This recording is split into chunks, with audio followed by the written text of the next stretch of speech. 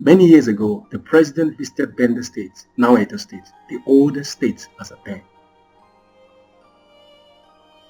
There was so much hula baloo just for the welcome of the president.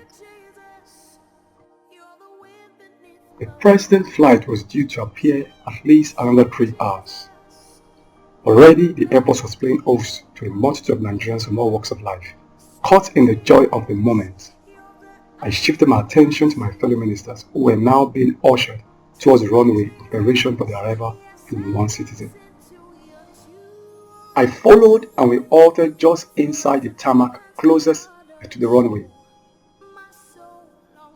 Close to a uniformed airport officer flagging a signal wand ready to direct the progress of the jet when it lands. The clergymen were robed in many colors. There was the Catholic bishop with his skull capped of scarlet and equally scarlet Episcopal cassock. The Bishop of Anglican Communion was there also in his immaculate white. There were clergymen in green, black and purple. Most of them were well known to me.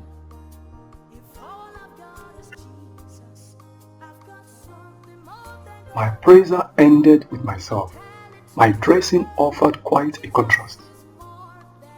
With a well-ironed suit and a state-of-the-art necktie, tall, trim and confident. A confidence which radiated from the facts of God's revelation in my life.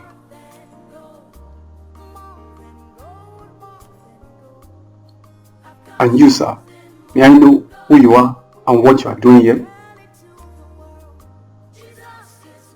Rapped a voice very close to me. I snapped out at my reverie and turned to confront the ceremonial officer who had asked the question. I am Pastor Benson Idahosa, and I'm here with other ministers of God to welcome the president, I said. We do not recognize you as one of the important pastors worthy of the rank of eminent ministers, was the reply. Under the circumstance, I have no alternative but to ask you to live here. All attempts to explain the call of God for my life and labor in the ministry fell on deaf ears. In the end, with a perplexed mind, but a heart full of faith for a better future, I left the ranks of the ministers and the airport. My faith and ego were dealt a severe blow, but the faith of God in me held tightly to the reins. Years later, I received an invitation letter, a request asking me if I would be kind enough to come to the airport, the same Benin airport, to help welcome the president of my country.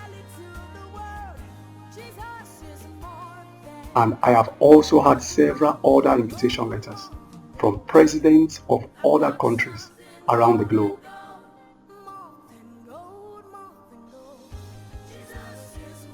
Believe in God and His investment upon your life. When your faith says yes, God cannot say no. Thank you very much.